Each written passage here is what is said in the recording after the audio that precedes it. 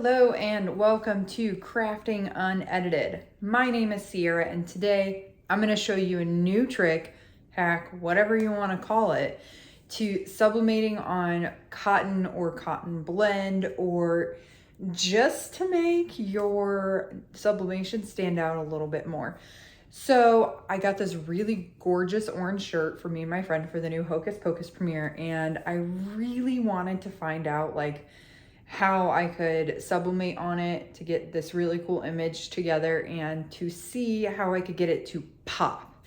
And so as you know, there's sublimation on glitter vinyl. So you can use like white, silver, any light color of HTV you can sublimate on, and it's going to show through pretty well. Well, you can also do this for clear, glow in the dark, and some white HTV. The white kind of turns out a little bit muted or faded, but it's not that bad. The glow in the dark does the same thing unless you do it perfectly right, and it can be kind of tricky to get to. Plus, not everybody wants something that's glow in the dark. For this, I didn't really want glow in the dark, and I didn't have enough of the glow in the dark vinyl. And then I also didn't have enough glitter, so I had to really think out of the box. So I tested a couple theories. I tried silver, so Caesar metal, and then I tried Caesar holographic or iridescent, whichever you want to call it. You'll see what I mean in just a minute. So the silver melted. I'll show you that in a second. The holographic, however, iridescent, worked phenomenally, guys. Better than glitter, better than glow in the dark, better than white, and better than clear. Across the board, just looks amazing. I'm so excited. So let's get into showing you the testing. 1 second.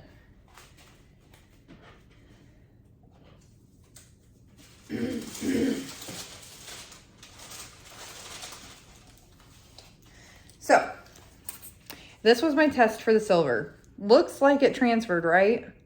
Wrong. So this is actually where the adhesive, this is what you would glue down side. So it bled all the way through. So I did this for 400 degrees for 60 seconds, just like I would if it was going onto a shirt. But instead of doing it on a shirt, I used a piece of parchment paper, like so. I just put it in there. I don't know what that was, but I put it in there, pressed it down, and then I used the heat press, just like I would, basically pretending that that's a shirt. If you're testing stuff, that is a brilliant way to do it. So make a little tiny cutout of whatever you're wanting to do and test it using that. So not only did it really botch the vinyl, but it stuck the the vinyl to the paper. There's no getting that off without ruining the whole thing. So yeah, utter fail, legitimate utter fail. And even, oh wait, some of it is coming off. So maybe, just maybe, but it's not gonna stick to whatever because all the glue's been, I don't know, it's weird.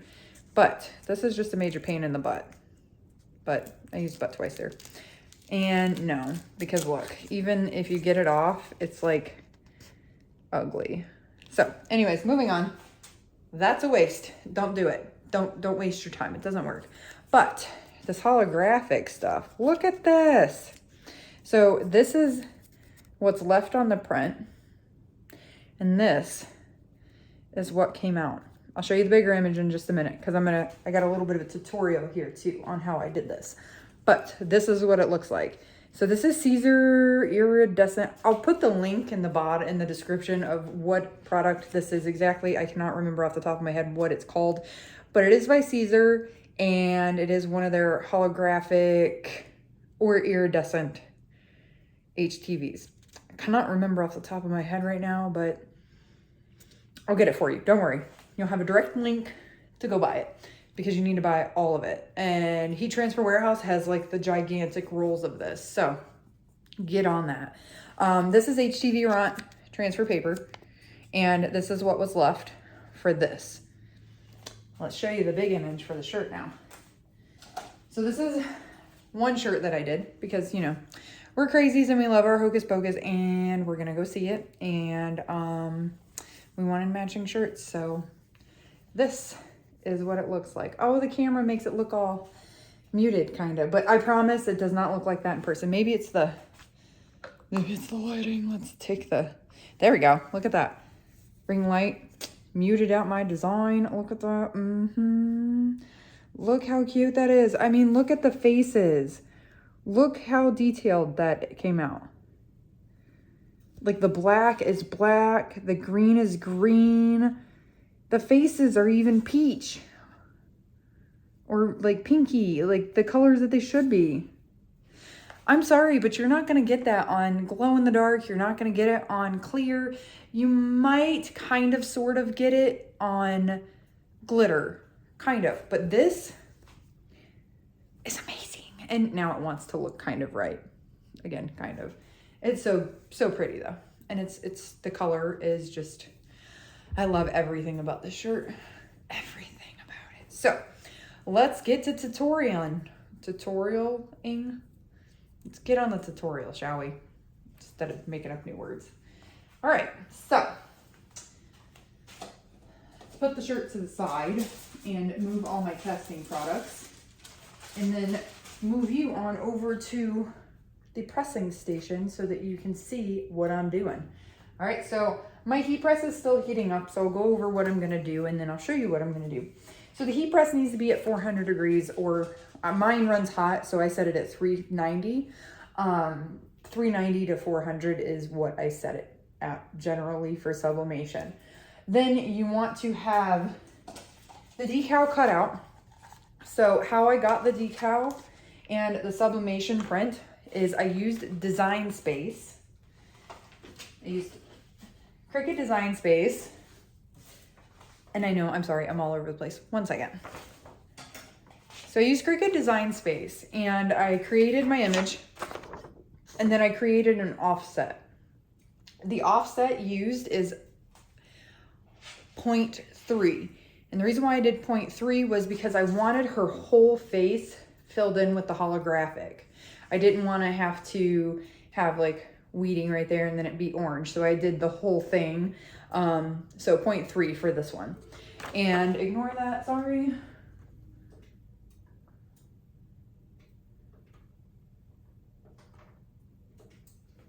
My bad. I forgot to turn that off. Anyways, so 0.3 offset. And what that did was it created the offset so that the holographic vinyl was cut around it by my Cricut. Then I sent this to the printer and I sent the Caesar holographic HTV through the Cricut and the Cricut cut it, and thus I've got my decal. Do mirror both. Mirror both images. Well, both cuts, however you want to say it. But when you print this, it's going to come out with the black line around it. You don't want that. You want to cut it. I let my print dry for, this one's been drying for a few days. That one I cut pretty much within an hour. And then I pressed within an hour. So we're going to cut this while my press is still heating up.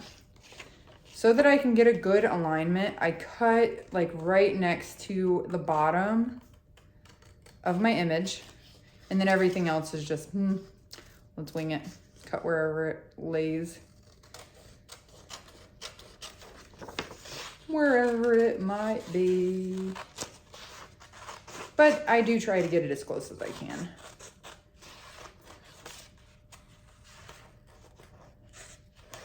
You could use Design Space to have your Cricut cut this for you, but I didn't want to. I'd rather do it myself, I guess. I like to work harder, not smarter sometimes. I don't recommend it. Okay, so heat press is heating up to 390 degrees. If yours does not run hot like mine, then you want it to be at 400. And then you want to set it for 60 seconds.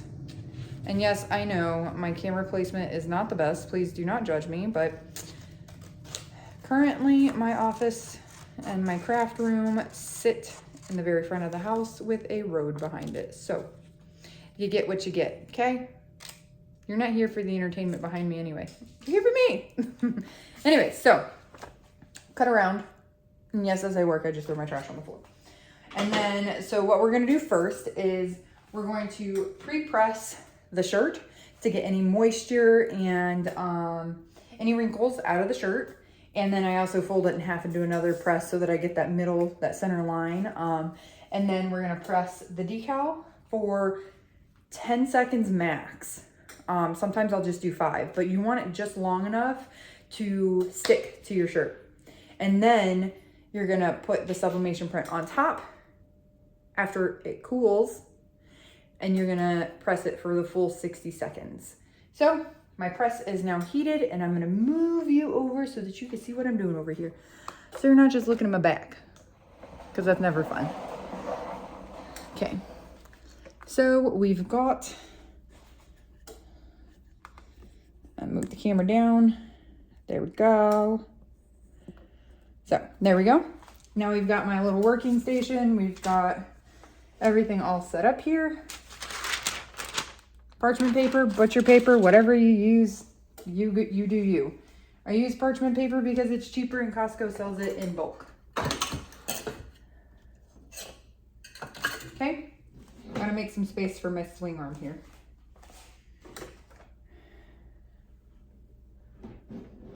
And hope that it'll swing even more. There we go. Okay, so pull this out. This guy going.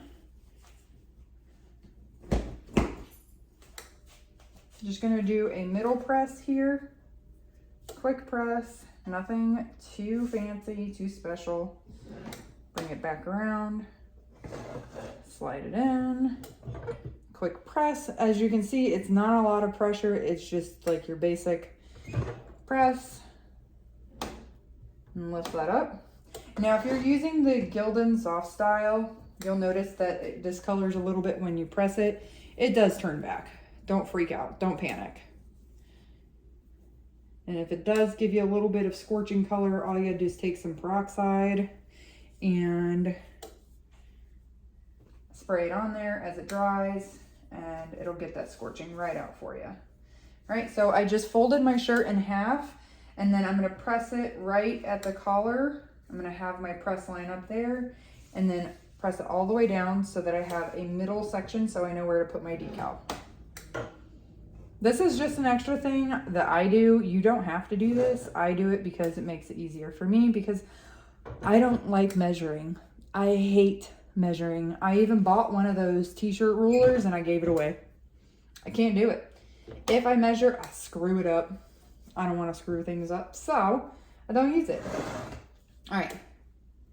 Now that I have my center point, voila, better than a ruler, I'm going to get my decal in place. I'm gonna lay my shirt out on my press here. I see my center line. And side note, don't ever trust your tag placement. All of these tags are usually in different places. The shirt that I have on is a Gildan Soft Style, and the tag is in this, like what is this? So don't ever trust the tag placement. So center line, what I do is I fold shoulder to shoulder seam, and then I press in the middle. And then this is my decal. Make sure that I have it right side up. I create a fold in this to create that center line on here as well.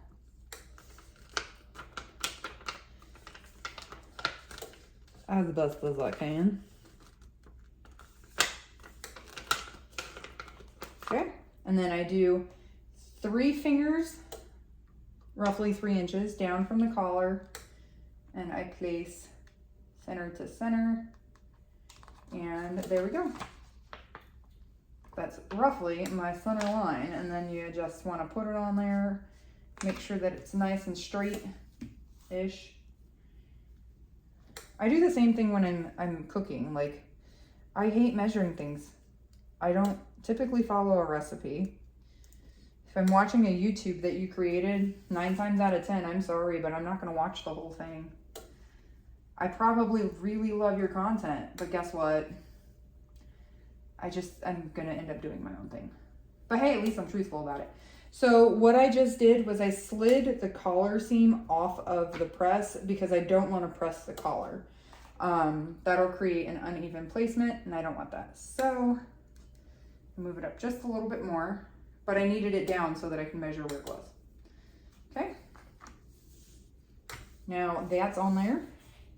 It's as straight as it's gonna get. And I'm gonna press for about 5 to 10 seconds. Again, it's just medium pressure. It's not very much pressure at all. Like I could turn it if it wasn't locked. But about 10 seconds, stop time of the lift, turn. And this is a cool peel, but because I didn't press it all the way, it's not gonna stick. Oh, it's so hot. So you want to peel kind of rather quickly so you don't get any lines. If you peel this too slowly and you stop somewhere, you're gonna get like random lines. It's really weird. But this is the key. This is super hot. The second you lay this print onto here, it's gonna start transferring and it's just gonna end up all fuzzy and ugly. So what I recommend is taking it off, shaking it out, moving it away from the press, and then placing the decal on it off of the press. Reason that this will start transferring is it's sublimation. Sublimation is, the art of sublimation is heat. Honestly, that's just like how it goes. So I've got some heat resistant tape here.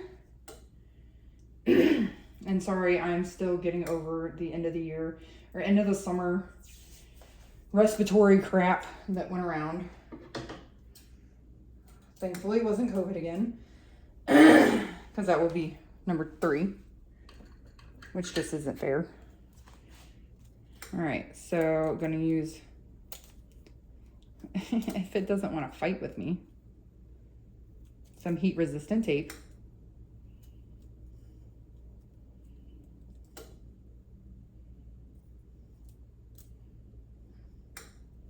And it is fighting with me so hard.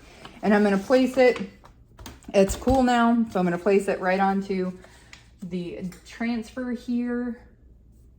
Line it up as best as I can. A little bit extra on each side. This vinyl does shrink, so you really wanna make sure that you do leave. And that's another reason why I did that 0.3 was so that I could account for some shrinkage when I pressed it. I did not account for this much shrinkage, so just make sure that when you're doing your offset, maybe do like, depending on how much of an offset you want, I would just make sure that you have a good amount of hang. And I'm sorry if my cutting methods makes you nervous. Okay, so I know that the sides are like very, very close and the rest of it's not, but you know what? This is my shirt and I'm okay with it, so it's whatever.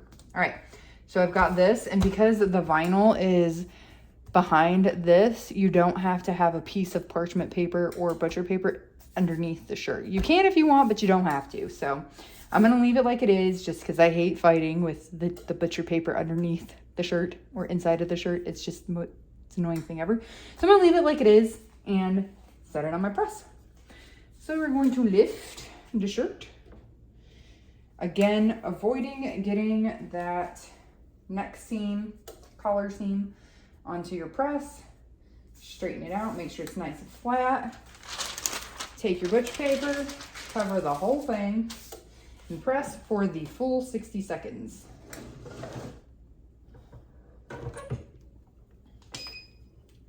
Now, again, it's a light to medium pressure, nothing too extra.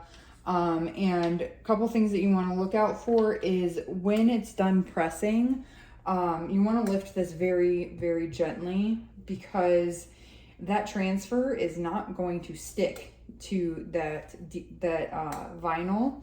And when you lift it, it's going to create like a pressure pocket and it's going to, or an air pocket, and it's going to lift off of the decal. And if you touch it again, it's going to keep processing, and then you're going to have that ghosting that you want to try to avoid. So there's that. And then when you're removing it, you want to make sure that you do the same thing. Remove it quickly but carefully, just so that you avoid any ghosting or bleeding or anything like that. Almost done. And then as always, you still want to wait 24 to 48 hours before washing them. And with the holographic, I have learned that if you do dry it, just make sure that you pull it out of the dryer right away, and then lay it flat, because if you leave it in the dryer and it gets all crinkly, it's gonna stay crinkly and it won't last as long. So throw that away. And again, gently but quickly. Or, you know, just rip your, it's so hot. Okay. Get off. Turn that off. Close that up. Working in a tight space with these products, I don't want to leave anything on. All right, so because the shirt and the vinyl are still very, very hot, you don't want it to touch anything else. You don't want it to lay on anything else. Just let it cool down. But as you can see, most of the image did transfer over. I do have just a little bit of where, I don't know if you could see that, but where some of the fading, or where it didn't transfer as much as it did in other spaces. But you can't even really see that on the actual image, so I'm not mad about it at all. And then up here, it looks like there's more black, but it's not. It's just the way that the image is. It's just like shadowed, kinda. If you're a Hocus Pocus lover, you get it. You understand why, right? I mean, I do. So not bad. It looks brilliant, super bright, super vibrant.